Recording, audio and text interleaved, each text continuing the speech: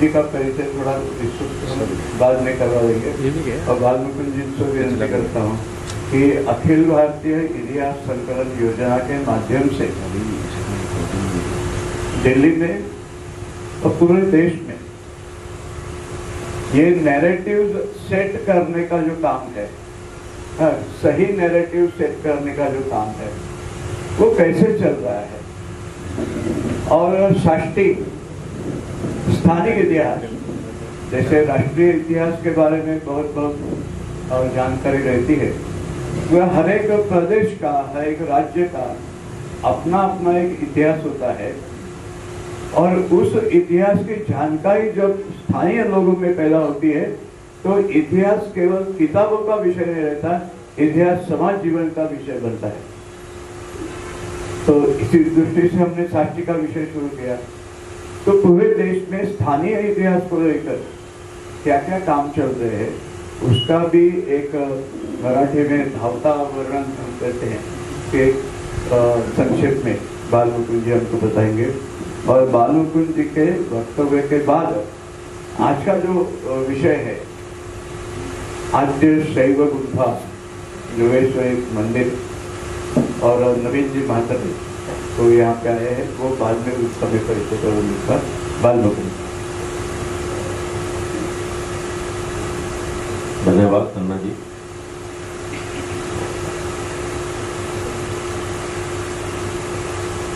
हमारे कोकण प्रांत के इतिहास संकलन योजना के अधिकारीगण, अतिथिगण, प्रमुख बैठे हुए इतिहास प्रेमी बंधु भगनी, गोवा में एक 3 दिन की बैठक की शम की, जिसमें वैचारिकी को तय करना था कि आगे संघ को क्या करना चाहिए। उसके लिए कुछ वर्षों पर, 5 साल 10 वर्षों पर प्रकार का चिंतन बैठक होते हैं जो संघ के आगे के दिशा को निर्धारित करते हैं। उस दृष्टि से 3 दिन का एक चिंतन बैठक था। तो मैंने यहाँ कार्यकर्ताओं से बात किया कि मैं मुंबई से ही लौटूंगा, तो 7 तारीख को मैं मुंबई में कुछ आप लोगों से मिल सकता हूँ। तो कार्यकर्ताओं ने कहा कि 7 को नहीं तो 8 को हमारा ये कार्यक्रम चलता है। तो मेरी उत्सुकता जगी कि मासिक की संगोष्ठी में मैं भी सहभागी होकर के और कोकण प्रांत के कुछ ऐतिहासिक स्थलों का दर्शन और श्रवण करूंगा। लेकिन आप जानते हैं कि जब प्रचारक आता है तो उसको कुछ ना कुछ काम दे दिया जाता है, तो इसलिए मुझे बोलने को दिया गया है। मुख्य कारण 2 भाई साहब का है, जो आद्य शैव गुंफा जो योगेश्वरी में है उसके विषय में बताएंगे। मैं कुछ मिनटों में अपनी बात आपके सामने रखता हूँ। इतिहास प्रदीपेन मोहावरण घातिना सर्वलोके गर्भे यथा प्रकाशेन, ये विद्यालंकार जी की पुस्तक की एक युक्ति है। तो ये खोजना पड़ेगा कि उन्होंने कहाँ से लिया था,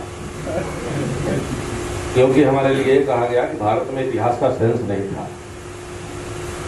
18वीं शताब्दी में बाहर से लोगों ने आकर कह दिया कि भारत में इतिहास का सेंस नहीं था। और मेरे पास 40 परिभाषाएं इस प्रकार की मिल गई हैं जो पहली शताब्दी के पहले की। तो वास्तव में हमको हिस्ट्री का सेंस नहीं था, इतिहास का सेंस था, क्योंकि हिस्ट्री और इतिहास में डिफरेंस है। रामभद्राचार्य जी ने कहा कि हिस्ट्री और इतिहास में उतना ही अंतर है जितना गटर और गंगा में है। और भी कहा कि इतिहास और हिस्ट्री में उतना ही अंतर है जितना पत्नी और वाइफ में है। तो वाइफ को परिभाषित किया, क्योंकि मेरे पास वाइफ नहीं है, बहुत सारे लोगों को वाइफ है, तो घर पर जाकर सुकून रहे, इसलिए उसकी परिभाषा मैं अभी नहीं दूंगा।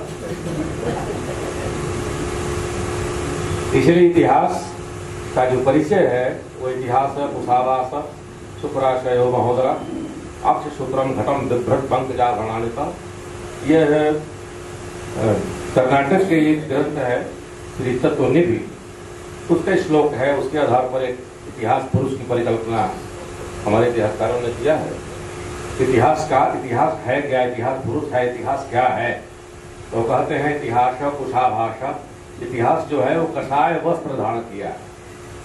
कषाय वस्त्र जानते हैं तो उस पर कोई दूसरा रंग नहीं चढ़ता, वह निरपेक्ष होता है। जबकि कुछ लोगों का कहना है कि इतिहास निरपेक्ष होता ही नहीं है, जो लिखता है अपने मन से लिखता है, चलेगा, वो हिस्ट्री के लिए है। इतिहास है कुशाभास शुक्राशयो, और उसका मुंह कैसा है इतिहास का, शुक्र के समान है, छोटा है। पेट कैसा है, महोदरा हो, उसका पेट बहुत बड़ा है। इतिहास बोलता कम है, लेकिन उसके अंदर समुद्र भरा हुआ है ज्ञान का, जैसा इन्होंने कहा है। उस ज्ञान से भ्रम का अंधकार को नष्ट कर देता है। इसलिए उस इतिहास पुरुष के एक हाथ में ज्ञान का कलश है और दूसरे हाथ में अक्षमाला है, काल गणना है। काल का वो प्रतिनिधि है इतिहास, और पवित्रता का भी प्रतिनिधि है, क्योंकि ज्ञान से बड़ा पवित्र कुछ नहीं होता। और यह ज्ञान का ही है, ज्ञान ही अंधकार के प्रकाश को दूर करता है। गीता में लिखते हैं कि नहीं ज्ञान सदृशम पवित्र में विद्यते, ज्ञान के समान पवित्र दूसरा कुछ नहीं होता। और ज्ञान का ऐसी विशेषता है कि ज्ञान होते ही अंधकार मिट जाता है। भगवान शिव का जो तीसरा नेत्र है वह कोई जलाने वाला नेत्र नहीं है, लेकिन वह ज्ञान का नेत्र है। और जब ज्ञान का नेत्र खुलता है तो काम अपने आप भस्मीभूत हो जाता है। कहीं मैंने देखा व्हाट्सएप पर चल रहा था कि वो लड़कियां मुंह बांध के चलती हैं आजकल में, मजबूरी में या फैशन में या किसी कारण से आजकल तो दुपट्टे से मुंह बांध करती है। इधर है कि नहीं, लेकिन मध्य प्रदेश में बहुत चलता है। तो वो लड़की मुंह बांध जा रही थी और पीछे दो लड़कियां फबत्तियां कसते हुए जा रहे थे। एक लड़के ने जाकर बदतमीजी किया और लड़की के पर हाथ मारा, कहा कि मैं कह रहा हूँ इधर आओ, उधर जा रही हो। तो लड़की का मुंह का जब पर्दा खुला तो उसकी बहन थी। तो बहन का अंदाज होते ही, ज्ञान खुलते ही उसका काम वहीं भस्म हो गया। यही प्रतीक पुराणों के माध्यम से भगवान शिव के तीसरे नेत्र का है कि काम ने सारी व्यवस्था बनाई, रति ने सारी व्यवस्था बनाई, लेकिन जब ज्ञान का नेत्र खुला कि यह शिव है, ये कल्याणकारी है, तो भस्म हो गया काम उस समय। तो इसलिए ज्ञान जब प्रदीप्त होता है तो हमारा अंधकार मिट जाता है, हमारी वासनाएं मिट जाती हैं, हमारा काम मिट जाता है, हमारा प्रपंच मिट जाता है, हमारा भ्रम मिट जाता है। इसलिए ज्ञान का जो प्रतिनिधि है वो इतिहास है। क्या हुआ था, इसको जब जानते हैं हम तो एक दूसरे दुनिया में, दूसरे आभा मंडल में हमारा जीवन चला जाता है। हम नहीं जानते हैं तो एक दूसरे आभा मंडल में हम जीते रहते हैं। इसलिए इतिहास का अध्ययन प्रत्येक व्यक्ति के लिए आवश्यक है। आचार्य चाणक्य ने तो किसको कब इतिहास पढ़ना चाहिए इसका वर्णन किया, और उन्होंने कहा है कि राजा को सुबह उठ करके पहले प्रहर में इतिहास का ही अध्ययन करना चाहिए, क्योंकि इतिहास ही रास्ता बताता है कि भविष्य में हमको क्या करना है। आचार्य चरक ने कहा है कि पिछला पैर, जो पीछे पैर हमारा होता है वो इतिहास है, और अगला पैर भविष्य है। पिछला पैर जितना कॉन्फिडेंस से होगा, अगला पैर उतने कॉन्फिडेंस से आगे बढ़ेगा। अगर पिछला पैर में कॉन्फिडेंस नहीं होगा तो अगला पैर लड़खड़ा जाता है। इसलिए इतिहास हमारा पिछला, इस प्रकार बहुत सारे परिभाषाएं।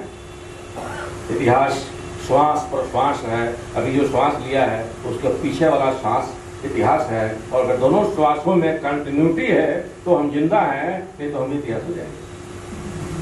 इस प्रकार की बहुत सारी बातें का वर्णन किया है। और लोक में अगर वर्णन करते हैं तो अगर हम इतिहास भूल जाएंगे कि मेरा नाम क्या है, बाल मुकुंद है या सुरेंद्र है या मोहन है या जगदीश है, तो डॉक्टर कहा कि मेंटल केस हो गया है, क्योंकि मेरा इतिहास है। किसी ने मुझे कहा तुम्हारा नाम बाल मुकुंद है, अब मुझे याद है कि इतिहास है, मुझे बाल मुकुंद कहा गया, इतिहास में कहा गया। लेकिन अगर वो इतिहास भूल गया कि मेरा नाम वास्तव में है क्या, तो डॉक्टर मुझे मेंटल केस कर देगा। और उतना नहीं, सब लोग शादीशुदा हैं, अगर पत्नी भूल गई शादी हुई थी कि नहीं, पत्नी भूल गई शादी हुई थी, तो फिर कहां जाएंगे आप? अगर आपने जो दस्तावेज बनाया है, घर खरीदा है, वो दस्तावेज गायब हो गया तो घर से बाहर हो जाएंगे। इसलिए इतिहास बेवफा नहीं है। इतिहास भूगोल बेवफा, रात में पढ़े सुबह सफा, इसके लिए नहीं है। इतिहास झगड़ों का जड़ नहीं है। इतिहास ज्ञान को प्राप्त करने का सर्वश्रेष्ठ साधन है, जो प्रत्येक मनुष्य के लिए आवश्यक है, अनिवार्य है, कंपल्सरी है। जो इतिहास नहीं जानता, या जो व्यक्ति, जो समाज, जो देश अपने इतिहास को भूल जाता है उसका विनाश होना निश्चित हो जाता है। इसी को आधार बनाकर अंग्रेजों ने भारत के इतिहास को डिस्टॉर्ट करने का प्रयास किया। आज भी हम मेंटल केस में घूम रहे हैं कि शिवाजी महाराज महान है कि औरंगजेब महान, महाराणा प्रताप महान है कि अकबर महान, कौन महान है इसको हम अभी तक कन्फर्म नहीं हो पाया। इसलिए आवश्यक है कि इस इतिहास का अध्ययन हमको ठीक प्रकार से करने की आवश्यकता है। अखिल भारतीय इतिहास संकलन योजना बाबा साहब आप्टे ने एक चिंतन दिया और उसका ये कहना था कि इतिहास का अध्ययन केवल क्लासरूम का विषय नहीं है। इतिहास का अध्ययन समाज का है, चौपाल का है, मठ मंदिर का है, बगीचे का है, चार लोग जहाँ बैठते हैं वहाँ है। सब प्रकार से इतिहास का विषय हमारा जीवन देने वाला एक शक्ति है। इसीलिए केवल क्लासरूम में नहीं तो समाज के बीच में जाना चाहिए। और इसीलिए इतिहास दिवस के रूप में जैसे आज बैठे हैं, पूरे देश में अखिल भारतीय इतिहास संकलन योजना इस आंदोलन को चलाती। इसके लिए ढांचा होना चाहिए। तो अखिल भारतीय इतिहास संकलन योजना नाम का एक अम्ब्रेला ऑर्गेनाइजेशन है और उसके सहयोगी संगठन के नाते पूरे देश के 42 प्रांतों में रजिस्टर्ड संस्थाएं हैं। इसे इतिहास संकलन समिति या कहीं कहीं और भी नाम से हम चलाते हैं। और कुल मिलाकर के एक बड़ी फौज पूरे देश में खड़ी हो गई है और उसका परिणाम है कि अब नैरेटिव बदलना शुरू हो गया। अब लोग इस तरह बैठ करके इतिहास के विषय में चर्चा करना शुरू कर दिए। अब क्लास में भी इतिहास के विद्यार्थियों की संख्या धीरे धीरे बढ़ने लगी और वहाँ नए विद्यार्थी क्वेश्चन करने लग गए हैं कि अकबर महान क्यों दिल्ली सेंट्रिक हिस्ट्री होनी चाहिए? क्या मुगलों का इतिहास और तुर्कों का इतिहास, खिलजियों का इतिहास ही भारत का इतिहास? अगर शिवाजी महाराज का इतिहास पढ़ना हो एमए में तो एक अलग से चैप्टर पढ़ना पड़ता है, हिस्ट्री ऑफ अर्थात ऑप्शनल सब्जेक्ट में पढ़िए। मेन सब्जेक्ट में जूना खां पितृहंता था कि नहीं और रजिया सुल्ताना घोड़े पर चढ़ती थी, पीछे से हाथ कौन लगाता था, वो इतिहास पढ़ा। लेकिन शिवाजी महाराज का पराक्रम, अपराजित महाराणा प्रताप का पराक्रम, आसाम के अहोम राजाओं की डायनेस्टी, दक्षिण के राजा कृष्णदेव का, साधु संतों का, हमारे नरसिंह मेहता से लेकर के चैतन्य महाप्रभु तक लेकर के और एकनाथ से लेकर टुकड़िया तक, बाबा रामदास जी से लेकर सारे संतों के जो योगदान देश का निर्माण में है उसको नहीं पढ़ाया जाएगा। अंग्रेजों ने कह दिया कि महाभारत और रामायण दोनों ऐतिहासिक ग्रंथ नहीं तो है क्या भाई? इतिहास हो चाहिए क्या आपको? डेट भी लिखा हुआ है कि राम का जन्म कितने बज के कितने मिनट कितने सेकंड पर किस तिथि को कब हुआ, स्थान भी अयोध्या, उनके पिता का नाम क्या था, उनके माता का नाम क्या पराक्रम किया, कितने यात्रा किया, और इतिहास में क्या चाहिए? किसको इतिहास मानते हैं? तो भारत का इतिहास राजनीतिक इतिहास नहीं है। भारत का इतिहास सामाजिक और सांस्कृतिक इतिहास है। भारत का इतिहास का स्रोत हमारे माता के मांगो सिंदूर में है, हमारे माता के चेहरे की झुर्रियों में है, हमारे दादा के उस लकड़ी में है, हमारे कथा कहानियों में है, लोक परंपराओं में है, रिचुअल्स में है, गीत में है, गौनई में है, नाटक में, ड्रामा में है। इसलिए भारत का इतिहास रामायण और महाभारत है, क्योंकि भारत का इतिहास का उद्देश्य लोक कल्याण है। धर्मार्थ का मोक्षाणाम उपदेश समन्ताम इति कृतम कथा युक्तम इतिहास प्रशिक्षते। इतिहास चारों पुरुषार्थों को देने वाला एक शास्त्र है। धर्म, अर्थ, काम और मोक्ष को देने वाला एक शास्त्र है जो हमको प्राप्त होता है ज्ञान से, और ज्ञान प्राप्त होता है गुरु के चरण के कृपा। इसलिए तुलसीदास जी रामचरितमानस में लिखते हैं, श्री गुरु चरण सरोज रज निज मन मुकुर सुधार वर्णव रघुवर विमल जस योदायक फलचार। क्योंकि मन का मुकुर जो है, मन में एक दर्पण है जिसमें अपने को देख सकते हैं आप। शीशे में अपने को नहीं देखते, इस शीशे में तो प्रतिरूप दिखाई देता है, पता नहीं सही है गलत। लेकिन मन के मुकुर में अपने को देख सकते हैं। हेमसी जो ब्लाइंड हैं, जिनके भगवान ने आंख ले लिए हैं, वो किस शीशे में देखेंगे? तो वो मन के मुकुर में देखते हैं। अष्टावक्र से जब गद्दी पूछता है कि प्रपंच क्या है, तो कहता है जो भी दिखता है, जो भी आंख से दिखता है, जो भी दृष्टिगोचर है, वो सब प्रपंच है। पता है ब्रह्म क्या है? तो जो प्रपंच नहीं है वो ब्रह्म है। ब्रह्म क्या है? ज्ञान। तो जो नहीं दिखता है वो ज्ञान है, उसको प्राप्त करना तो उसको कहां से प्राप्त करते हैं? तो उसको हिंसी अपतिको भव तत्त्वमसि अहम ब्रह्मास्मि, ये वाक्यों से देखते हैं कि हम कौन हैं। उसको देखने के लिए अपने मन के शीशे में अपने को देखना पड़ता है। मुखड़ा देख ले दर्पण में, अपने चेहरे, अपने हृदय में। लेकिन इस पर काल के कारण से, समस्याओं के कारण से, पॉल्यूशन के, बौद्धिक पॉल्यूशन के कारण से इस पर मैल जम जाता है। तो इस मन के मुकुर को साफ करने के लिए केमिकल कौन सा है? तो तुलसीदास जी कहते हैं श्री गुरु चरण सरोज रज। जो गुरु के चरण का धूल है वही एकमात्र केमिकल है। माता पिता के चरणों का जो धूल है तो एकमात्र केमिकल है, उससे मन के मुकुर को साफ किया जाता है। अर्थात अहंकार का संपूर्ण समर्पण जब होगा तब हमारे मन के मुकुर में अपने आप को हम दिखाई देंगे। तो कभी कभी अपने को देखना चाहिए, और उसमें जब देखते हैं तो उसमें देखने के बाद हम उसके बाद जब रघुबर मतलब भगवान विष्णु जो भी देवता को हम मानते हैं, साईं बाबा से लेकर गणेश जी तक, जो भी ऐसे प्रभु को का अध्ययन करते हैं, ध्यान करते हैं, तो हमको चारों फलों की प्राप्ति होती है। और वह चार फल है धर्म, अर्थ, काम और मोक्ष, जो जीवन का सबश्रेष्ठ फल है। इसीलिए हम जीते हैं। हम धर्म करते हैं, अर्थ अर्थ करते हैं, उसे धर्म करते हैं, और धनादि धर्म तथा सुखम और सुख की प्राप्ति करते हैं। इसलिए वो आवश्यक है कि हम जाने, और जानने के लिए रघुबर का, भगवान का जो विमल यश है, अर्थात जो इतिहास है, जो रामायण है, जो महाभारत है, वो हमारा मूल ग्रंथ है और हमारे इतिहास के रूप में हमारे सामने है। वो इतिहास का मूल स्रोत है, उसकी भौगोलिकता भी है, उसकी ऐतिहासिकता भी है, उसको लैंड एविडेंसेस भी हैं, और बहुत सारे सर्चेज हो गए, बहुत उत्खनन हो गए, और बहुत सब कुछ मिल गया। और भगवान की कृपा से भगवान का जन्म स्थान भी इतिहासकारों के कारण भी स्थापित हो गया। सब लोग आमंत्रित हैं। अमित शाह ने कहा है वहां की आप टिकट कटा लो, 2024 में रामलीला के मर्ते दर्शन हो जाएंगे, तो हो जाएंगे, सबको चलना है, दर्शन करें। भाई भगवान की मूर्ति लग गई, उसमें इतिहास का बहुत बड़ा होगा, क्योंकि महाभारत, रामायण, पुराण, ब्राह्मण ग्रंथ, उपनिषद, ये हमारे इतिहास के ग्रंथ हैं। हमारे इतिहास लिखने की तरीका अपने अलग है। हम इतिहास किसी हिस्ट्री के जैसे रोज नामचा नहीं लिखते हैं। हम हिस्ट्री जैसे किसी राजा और रजवाड़े के हाथ की कहानी नहीं लिखते हैं, कितनी उसकी पत्नियां थी और कितने क्या था, ये नहीं लिखते हैं। हम भारत के इतिहास को दिशा देने के लिए, ज्ञान देने के लिए, अपने को जानने के लिए, समाज को जानने के लिए, और उसके कारण से लोक कल्याण करने के लिए हम लिखते हैं। एक कवि हुए हैं, बिंदु जो लिखे हैं, हमें निज धर्म पर चलना सिखाती रोज रामायण, सदा शुभ आचरण करना सिखाती रोज रामायण।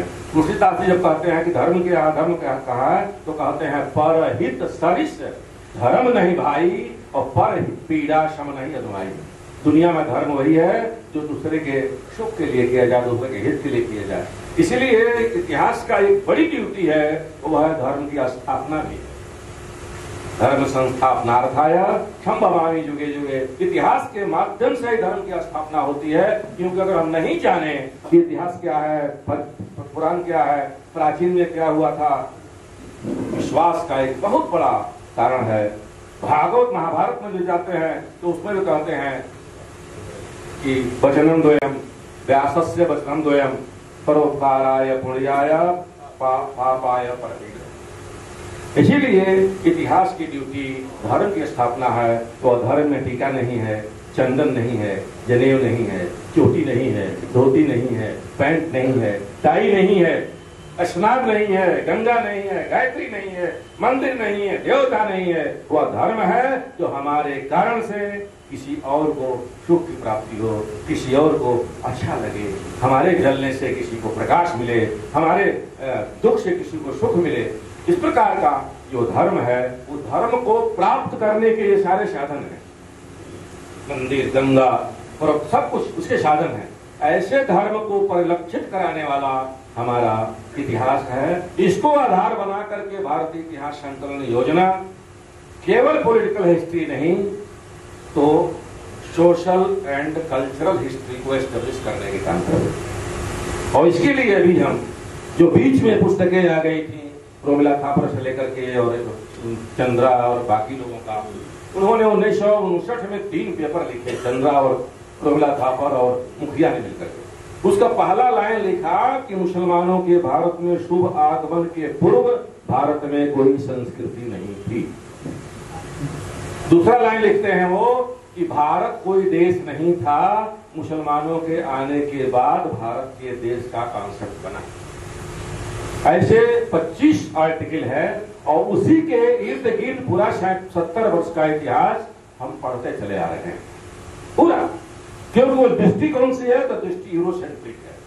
हमारा जो गुरुत्व का केंद्र है वो भारत होना चाहिए, लेकिन इतिहास और साहित्य की दृष्टि से आप सब लोग पढ़े लिखे हैं, जब भी कोई थॉट पढ़ते होंगे, चाहे एजुकेशन का थॉट हो, चाहे हिस्ट्री का थॉट हो, चाहे वो केमिस्ट्री का हो, चाहे फिजिक्स का हो, तो अगर 20 थॉट पढ़ते होंगे, 20 विचारक, तो उसमें 19 विदेशी हैं, एक कहीं गलती से भर दिया जाते होंगे। भारत के लोग मूर्ख थे, इसे दिखाना था उनको, इसीलिए उसको स्टार्ट करने का प्रयास उन्होंने किया, हमारा विश्वास समाप्त करने का प्रयास किया, और उसके कारण से भारत का इतिहास एक डिस्टॉर्टेड हिस्ट्री के रूप में हमारे सामने आया। आज जब हम भारत का इतिहास पढ़ते हैं, मैं नहीं, एक फ्रेंच का इतिहासकार कहता है कि जब भारत का इतिहास मैं देखता हूं तो ये लगता ही नहीं कि भारत का इतिहास, ये तो मारे हुए लोगों का इतिहास है, पीटे हुए लोगों का इतिहास है, अपमानितों का इतिहास है, पराजितों का इतिहास है, साफ सफाई के देश वालों का इतिहास है। लेकिन लिखता है कि आगे आने वाले समय में जो भारत का युवा भारत का इतिहास देखेगा तो उससे गर्व होगा, और भारत का इतिहास जो भारत के अंदर होकर लिखेगा तो वह उसके गर्व के कारण उसको स्थापित करना होगा। वो समय आ गया है। आज विश्वविद्यालयों में भी भारत के इतिहास भारतीय दृष्टि से पहुंच गया है। एनसीईआरटी के पुस्तकों में सारी व्यवस्थाएं बन गई है, बहुत जल्दी आपके सामने आएगी। नई शिक्षा नीति के माध्यम से, नई शिक्षा नीति ही नहीं है, वो भारतीय शिक्षा नीति जो पहली बार हुई है, जिसमें मातृभाषा को कहा गया है, जिसमें भारतीय चिंतन परंपरा को कहा गया है, भारत को जानो इस विषय को कहा गया है। इस हिसाब से हम देखते हैं तो एक देश के करवट लेने का, देश का परिवर्तन का एक वातावरण हमारे सामने आया है। इंस्टीट्यूशन के पैरेलल जो इंस्टीट्यूशन चलते हैं, जो ये बैठी हुई है, क्लास में क्या पढ़ते हैं, हम भी पढ़े, आप भी पढ़े, लेकिन ये इंस्टीट्यूशन इतना बिल्ड है कि अंग्रेजों ने करोड़ों रुपया खर्च उस समय किए ये कहने के लिए कि भारत में आर्य बाहर से आए, लेकिन यह समाज आज तक स्वीकार नहीं किया। क्लास में पढ़ा, परीक्षा में लिखा और पास भी हुआ और नौकरी भी पाई, लेकिन समाज ने स्वीकार नहीं किया। जो व्यथित बुद्धि के लोग या राष्ट्रद्रोही बुद्धि के लोग थे उन्हों को समझ में आया, लेकिन सामान्य बुद्धि के लोगों ने यह स्वीकार नहीं किया कि आर्य बाहर से आए थे। सरस्वती नदी नहीं थी, वेद गणरियों का गीत है, रामायण महाभारत काल्पनिक है, पुराण पंडितों का पोंगा है, इस प्रकार की बातें कुल की गई, लेकिन इस विद्यालय ने, इस विश्वविद्यालय ने उसको स्वीकार नहीं किया, और इसके कारण पूरे समाज में ये सारी बातें आज भी चली आ रही। हनुमान बंदर है, किसी ने बंदर का बात नहीं की। पत्थर का लिंग पूछते हैं, क्या कोई शिव मंदिर में जाता है तो उसको लिंग दिखता है, तो सच्चा भोलेनाथ दिखता है, शीतलता महसूस होती है, ठंडाई महसूस होती है, और शिव अर्थात कल्याण का हमको अनुभव होती है। तो ये सारे लोगों ने स्टार्ट करने का प्रयास किया, लेकिन विश्वास का जो समाज हमारा है वो चलता। आज इतिहास की दृष्टि से पूरे देश में और हम राजाओं पर इतिहास लिखे जा रहे हैं। तो कितना विचित्र बात है, एक बात करके मैं संकेत में ही करता हूं। बख्तियार खिलजी पूरा देश को लूटते हुए नालंदा को जलाता हुआ, नालंदा को जला दिया, तोड़ दिया, और भी बहुत सारे विश्वविद्यालय थे, तोड़ता हुआ जब असम में जाता है तो असम में बाढ़ आ गई, तो आगे बढ़ नहीं सकता। 8,000 सैनिक थे। उसका उद्देश्य था कि असम के रास्ते में चीन में चला जाऊं और चीन में जाकर के और इस्लाम का विस्तार करो, लेकिन बाढ़ आ जाने के कारण से वहां का एक राजा थे, उनका नाम था पृथु। उन्होंने वह पुल को तोड़ दिया जिस पुल को पार करके वो जा सकता था। रात भर में ही अपने सैनिकों को लगा करके, ग्रामीणों को लगा करके पुल को तोड़ दिया, और पुल तोड़ करके और पानी बह गया तो जा नहीं सकता था, तो जाकर एक बहुत बड़ा शिव मंदिर था, 2.5 एकड़ में है, आज भी है, भंग है, कुछ नहीं कि उसके कुछ पड़े हो गए टूटे फूटे, वहां टीले पर है, वहां जाकर 8,000 सैनिकों और घोड़ों के साथ रुक गया। अब हिंदुओं की जो सद्गुण विकृति है, इसको सद्गुण विकृति कहते हैं। अब मंदिर में चला गया तो वहां उसको नहीं मारेंगे, तो भगवान के शरण में चला गया तो रहे। राजा ने हाथ खड़ा कर दिया कि नहीं मारेंगे उसको। लेकिन ग्रामीणों ने, आप जानते हैं आसाम में बांस बड़े बड़े होते हैं, बांस काट करके पूरा 2.5 एकड़ का वो इलाका, 2.5 किलोमीटर का इलाका, बड़े बड़े बांस को गाड़ करके और बंद कर दिया, तो भाग नहीं सकते। उसके बाद राशन पानी बंद करा दिया, घोड़ों के जो घास थे उसमें आग लगा दिया, घोड़े मर गए, बहुत सैनिक मर गए। और रात में जो भागने का वो प्रयास किया तो वहां के लोगों ने दिशा बदल दिया और सारे सैनिक उसको पानी में डूब के मर गए, तो भूखे मर गए। केवल 200 सैनिकों को लेकर के वो बांग्लादेश में गया और वहां ढाका के पास उसकी समाधि बन गई। देखिए हमारे इतिहास में इसका पहले पढ़ रहे हैं, आप शायद सुने भी नहीं होंगे।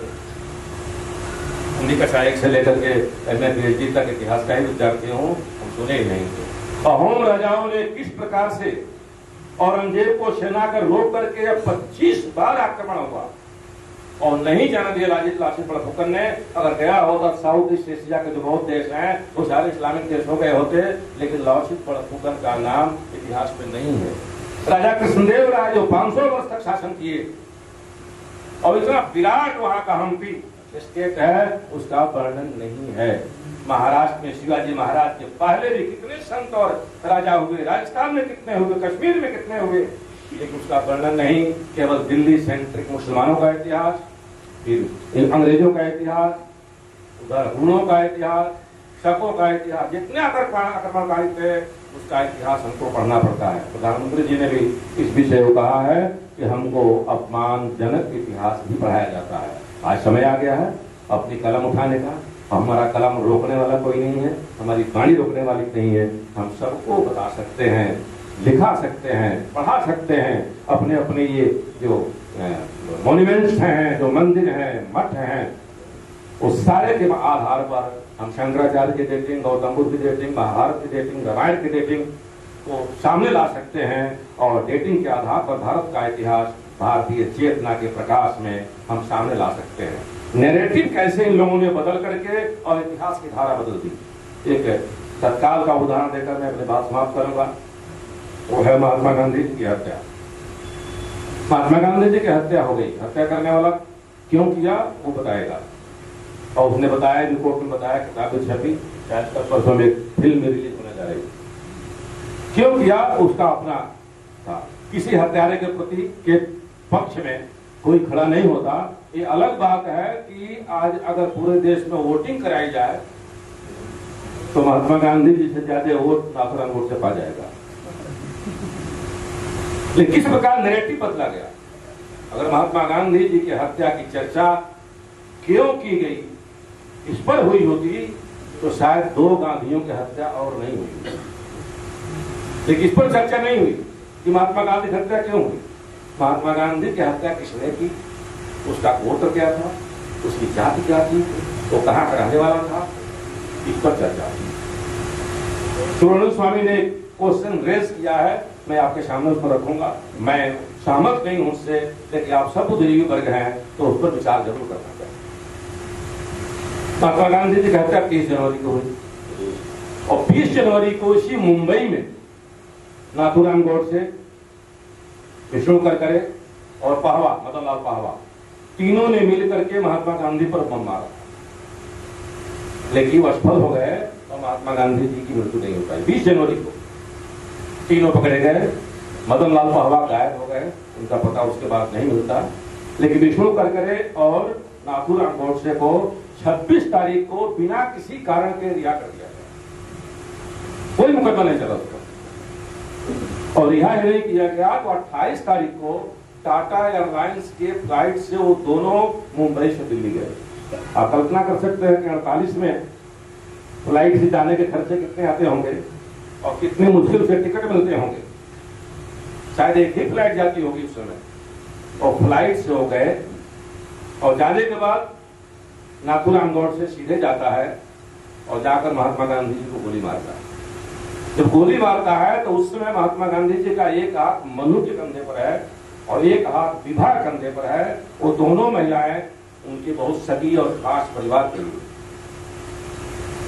लेकिन जब एक केस बनता है, जब FIR लोग का एक होटल का मालिक बनाया जाता है, न मनुक बनाया जाता है, न विभाग बनाया जाता है, पीछे एक सब इंस्पेक्टर भी पुलिस का है, 4 सिपाही भी हैं और 2 माली जो काम कर रहे हैं वो भी हैं।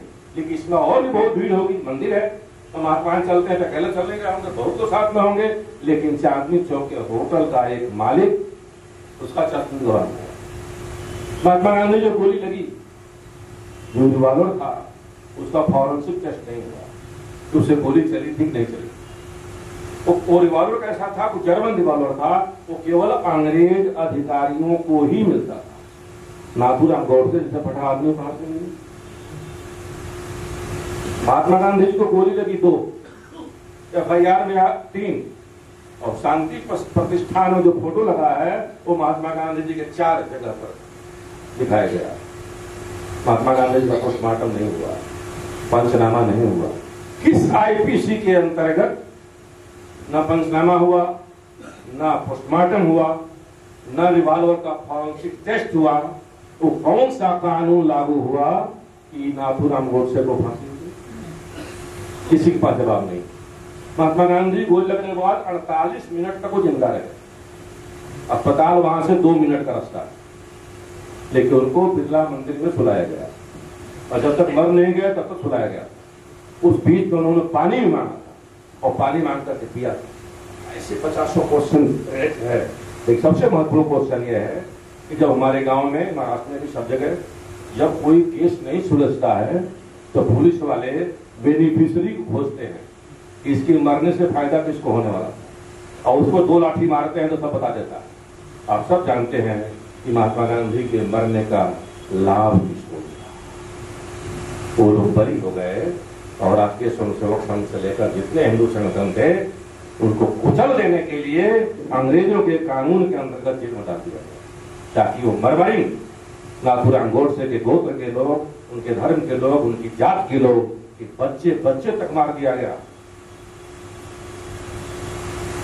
यह जो क्रूरता हुई इतिहास के साथ, इस प्रकार से ही नहीं, ऐसे 50 उदाहरण है जहां डिस्कोर्स पर चर्चा नहीं हुई और नैरेटिव को बदलने के लिए एक नए कथानक कर दिया गया कि RSS वालों ने, हिंदू संगठन वालों ने, हिंदू महासभा ने, वीर सावरकर ने, तो गोरखपुर के महंत ने, ये तमाम प्रकार के झंझट इकट्ठा करके और ये कह दिया गया कि महात्मा गांधी हत्या करवाई गई थी, इसलिए जितना हिंदू संगठन को कुचल डालो क्योंकि आगे हमारा ये विरोधी बनने वाले हैं और उसका लाभ केवल और केवल कांग्रेस को मिली।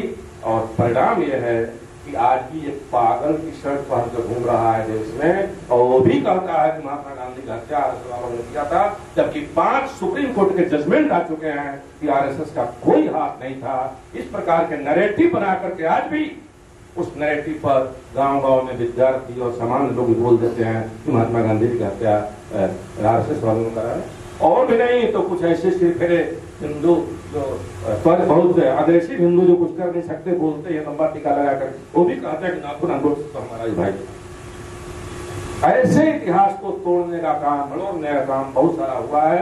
मित्रों, आवश्यकता है कि भारत के मूल इतिहास को भारत की चेतना में देख करके और ठीक प्रकार से एनालिसिस करके, शायद हम लोग कॉलेज में पढ़ाते हैं नहीं पढ़ाते हैं मुझे मालूम नहीं है, कॉलेज में पढ़ने की उम्र तो किसी की नहीं रह गई है, लेकिन अपने चौक चौराहे पर, अपने मित्र मंडलियों में, अपने व्हाट्सएप पर, अपने इंस्टाग्राम पर, अपने फेसबुक पर, अपने चिट्ठियों में, अपने डायरियों में भारत के इतिहास के मूल तत्व को भारतीय दृष्टि में देखते हुए और उसको लिखना चाहिए, उसकी चर्चा बढ़ानी चाहिए।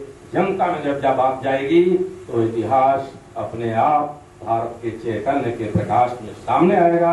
हम 75 पुस्तकें ऐसी प्रकाशित करने जा रहे हैं जिसको आजादी के पहले छापी गई थी और आजादी के बाद उसको समाप्त कर दिया गया, चाहे वो नीलकंठ शास्त्री का हो, चाहे RC मजूमदार का हो, चाहे वो आशीर्वाद लाल श्रीवास्तव का हो, चाहे वो JP जायसवाल का हो।